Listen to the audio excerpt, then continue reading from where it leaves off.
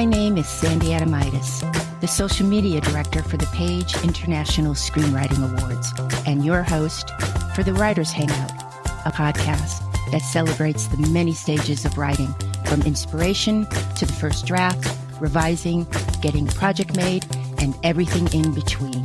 We'll talk to the best and the brightest in the entertainment industry and create a space where you can hang out, learn from the pros, and have fun.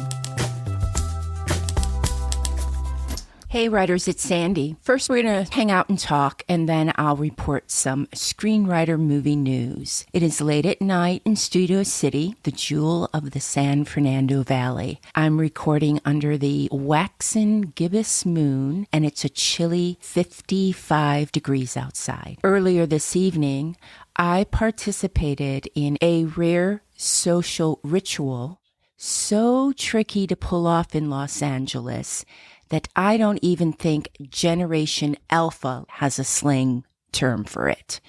The impromptu get-together. I had one tonight with my friends Em, Georgie, Lainey, and Lala, featuring guest appearances by Brian and Judy True Crime. Brian was returning from Christmas shopping at the iconic Glendale Galleria, while Judy True Crime was attending a Christmas street fair in Reseda. Judy True Crime and I attended the Studio City Christmas Street Fair just last week, and I even posted a video of it on Instagram if you want to go look. Who knew that Judy True Crime was such a fan of the Hollywood Street Fair? Maybe she's on a case. Writers, don't you love impromptu get-togethers? So easy, breezy, cover girl? Well, one thing they don't tell you in USC film school or in any how-to books is, if you want to live in Los Angeles, please know it is really hard on friendships. The number one reason why? Jealousy. And LA is a sprawling city.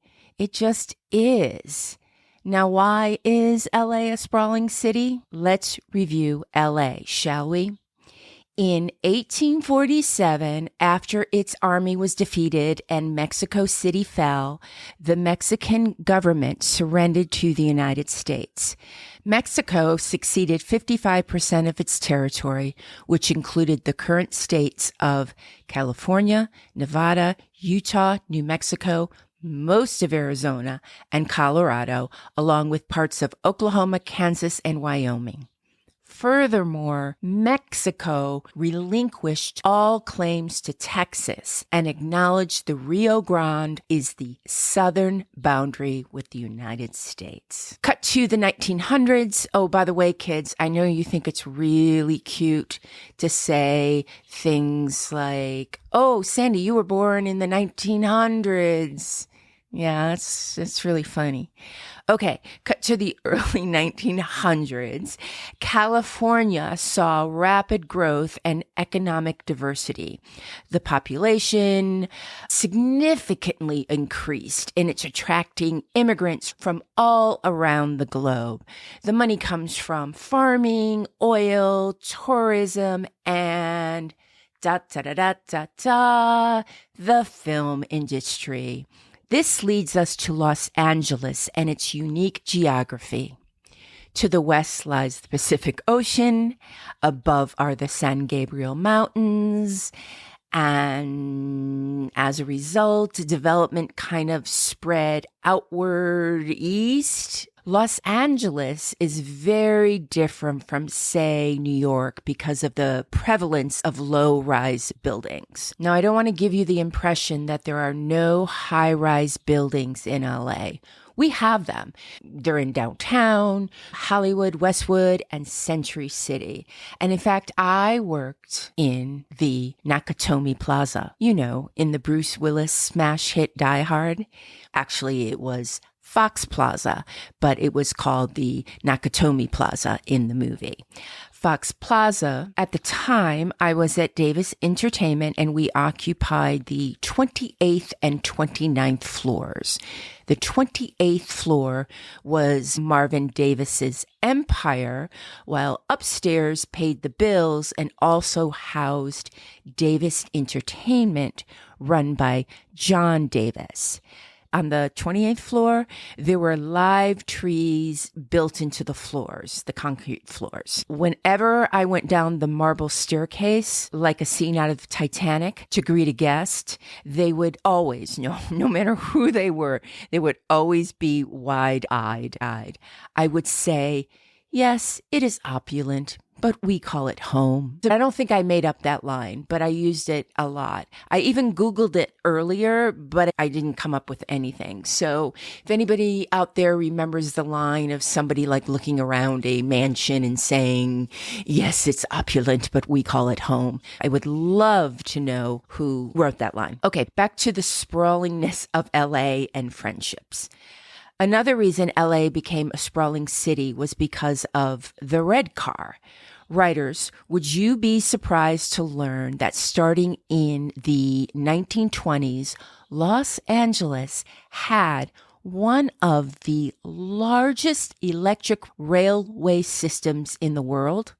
Pacific Electric Railway Company, nicknamed the Red Cars, was a privately owned mass transit system consisting of electrically powered streetcars and buses. I rode an electric railway in Vilnius, Lithuania, and I think in Germany. Great transportation, 5 stars. I will ride again. Now, the red car operated on 1,000 miles of track and traveled throughout Southern California, making hundreds of stops from Santa Monica to San Bernardino. OMG, I wish we had that today. Sure, I know we have the metro. LA takes pride in it. At one time, I took the metro to jury duty. I visited my friend who lived in downtown LA on the metro. I rode the metro once all the way from Universal City to Long Beach. I tried to embrace that metro, but I'm not sure I would venture east anymore if I had other options. I've never taken the west. While working on a TV show, Hell on Wheels, my window overlooked the construction of what I believe is now called the E line, the Santa Monica line. So basically, I was on a show about the construction of the first transcontinental railway overlooking the building of a railway. Writers, did you know there is a conspiracy theory about the LA Red Cars transit system? To sum it up, the theory goes like this.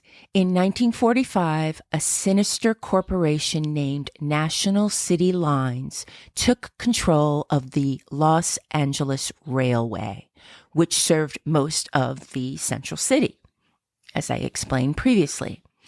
Over the next 2 decades, LA's extensive streetcar network was dismantled, and the city's red cars were replaced with shiny new buses. Now, this isn't going to surprise you guys, but the principal investors in National City Lines was none other than General Motors, Firestone, Standard Oil, and Phillips Petroleum. All have invested in cars, oils, freeways, and buses. According to the theory, the streetcar system was intentionally dismantled by these companies that stood to benefit the most from its collapse.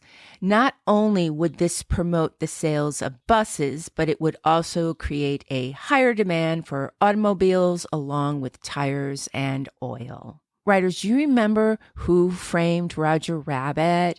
That 1988 live action / animated film directed by Robert Zemeckis and written by Jeffrey Price and Peter Seaman? Near the end, the character Doom reveals his plan to destroy Toontown with a dip spraying machine, allowing him to construct a freeway and remove the rail system. Doom states, "I bought the red car so I could dismantle it."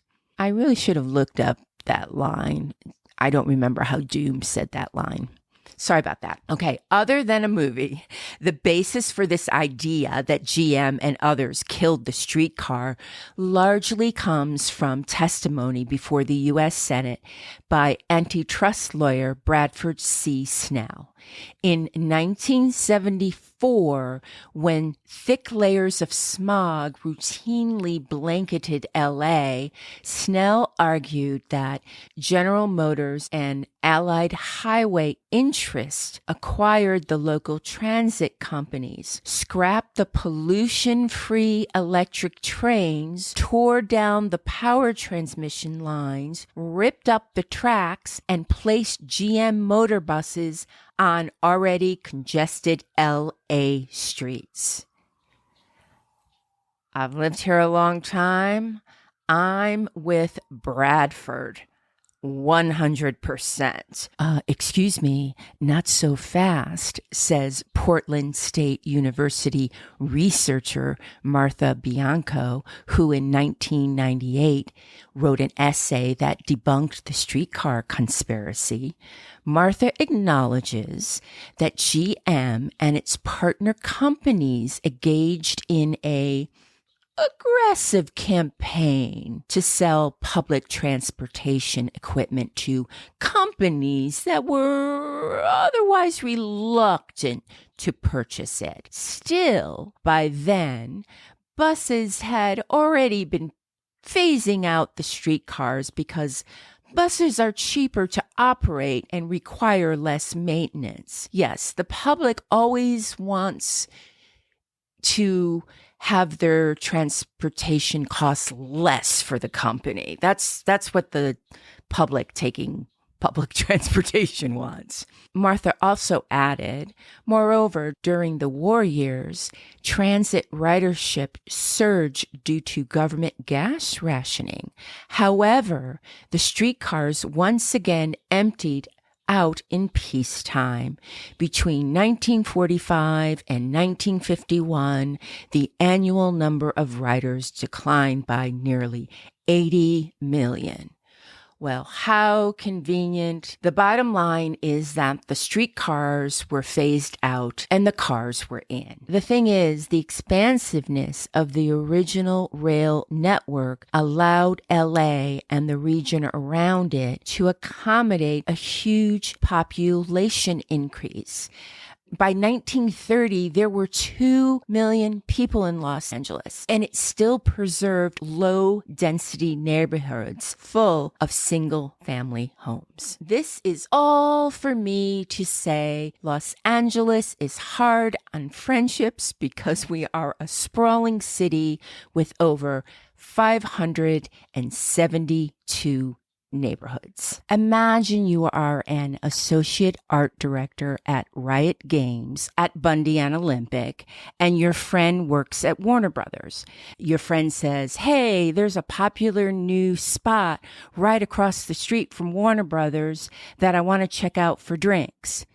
First of all, your friend is referring to the Smokehouse, which is not new. Writers, if you live out here or you are here for a meeting, do check it out. Here's some of its history from the Smokehouse website page. Anybody who was anybody at Warner Brothers, the studio across the street, and in the entertainment industry frequented the venerable eatery. It wasn't unusual to see Errol Flynn, Judy Garland, Milton Berle, or Robert Redford.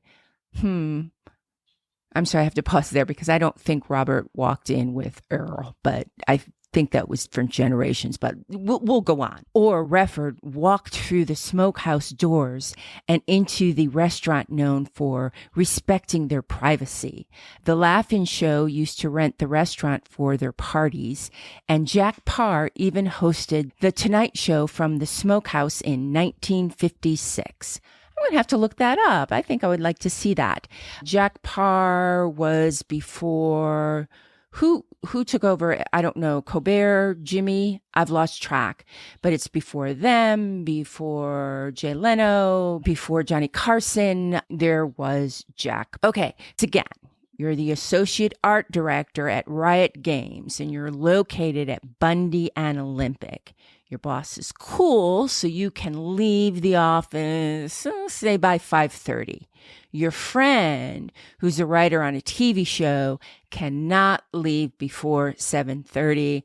And trust me, that's not even a guarantee, especially if they're on a sitcom, if they're on a drama. Yeah, they could probably get out by 7:30, maybe even a little bit earlier.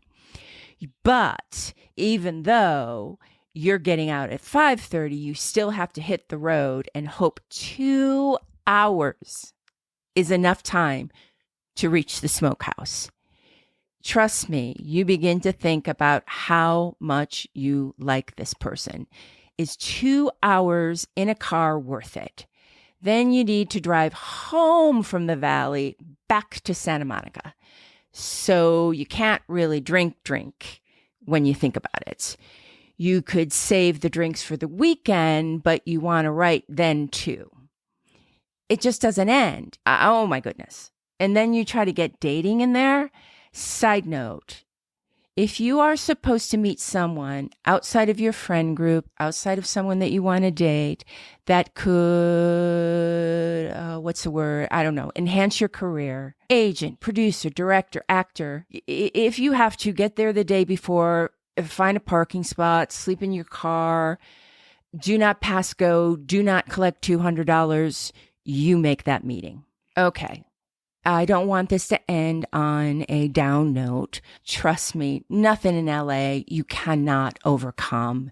What happens is you start to hang out with your coworkers. You get to walk across the street. It's a really cool place. And there you start talking to another person and they become your best friend. You kind of hit it off. It's just the circle of friendship in LA. And now for some screenwriting news. Writers, are you worried about AI? Did I just sound like I was doing an info commercial? I really did, didn't I? Writers, are you worried about AI?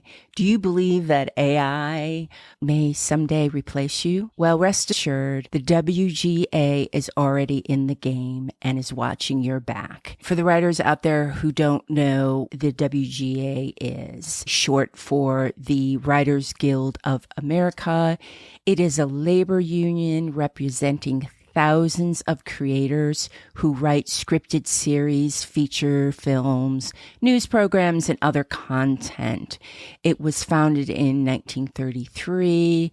The Guild negotiates and administers contracts that protect the creative and economic rights of its members. Okay, now I'm going to read an article from Variety, dated December 12th, 2024, written by Michael Schneider. The Writers Guild of America East and West chapters have sent a strongly worded letter to the heads of the major Hollywood studios, criticizing them for inaction as artificial intelligence appears to be taking copywritten scripts and using it to plagiarize stolen works.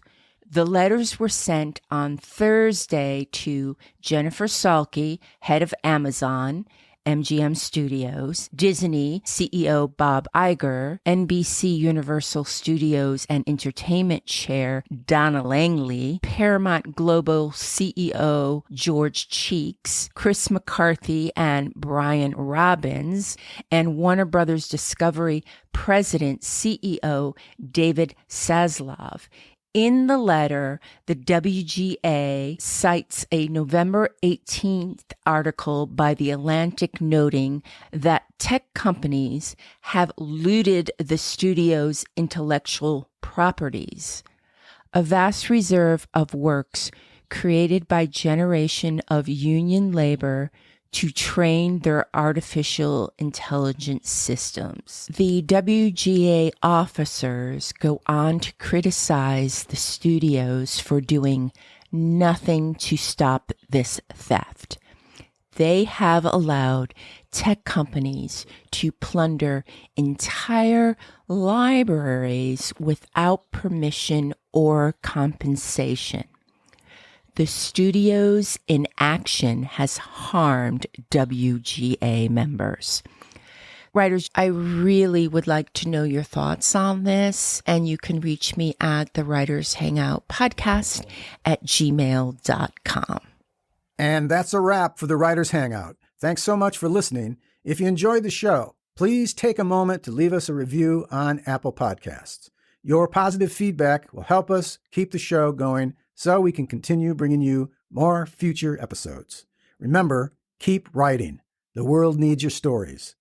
The Writers Hangout is sponsored by the Page International Screenwriting Awards, with executive producer Kristin Overn, producer Sandy Adomaitis, and myself, Terry Sampson. And our music is composed by Ethan Stoller.